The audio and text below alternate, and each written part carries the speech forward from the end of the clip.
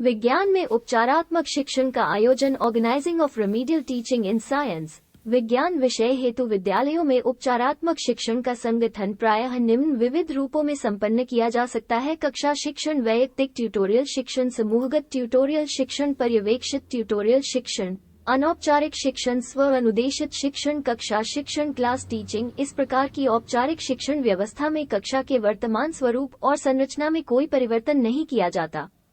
ये जानकर कि कक्षा के विद्यार्थी विषय विशेष से किसी एक शाखा, प्रकरण, विषय वस्तु, प्रक्रिया, अवधारणा आदि को समझने में कठिनाई का अनुभव कर रहे हैं या जो कुछ भी उन्हें अब पढ़ाया जा रहा है उसके बारे में अपेक्षित पूर्व ज्ञान उसके पास नहीं है, अध्यापक सबसे पहले पूरी कक्षा को उसके बारे में शिक्षण प्रदान करता है।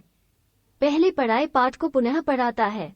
शिक्षक किसी भी अंश को अच्छी तरह स्पष्ट करता है, उसके बारे में विविध प्रकार के अधिगम अनुभवों को बहु इंद्रिय माध्यम से प्रस्तुत करता है और इस तरह ऐसे सभी प्रयत्न अपने शिक्षण के द्वारा करता है जिनसे कक्षा के सभी विद्यार्थियों को विषय विशेष में अनुभव की जाने वाली अभिगम कठिनाई, कमजोरी तथा परेशानी को दूर करने में पूरी सहायता मिले।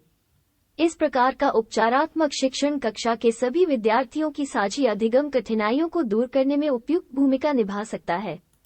समूहगत ट्यूटोरियल शिक्षण, ग्रुप ट्यूटोरियल टीचिंग। इस प्रकार की शिक्षण व्यवस्था में कक्षा के विद्यार्थियों को कुछ समूह विशेषों में विभक्त करने की चेष्टा की जाती है। इस विभाजन का आधार इस बात को लेकर होता है कि एक समूह में शामिल विद्यार्थियों की लगभग विषय विशेष संबंधी एक जैसी अधिगम कठिनाइयां, कमजोरियां और समस्याएं हों।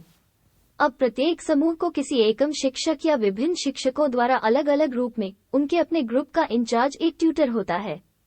वो या तो विद्यार्थियों में से किसी होशियार विद्यार्थी को ये काम सौंप देता है अथवा विषय अध्यापक ही प्रत्येक समूह के लिए अलग अलग रूप से अपने समय का विभाजन कर लेता है। समूहगत ट्यूटोरियल शिक्षण कक्षा शिक्षण की तुलना में कई बातों को लेकर अधिक उपयोगी सिद्ध होता है। इसमें विद्यार्थियों को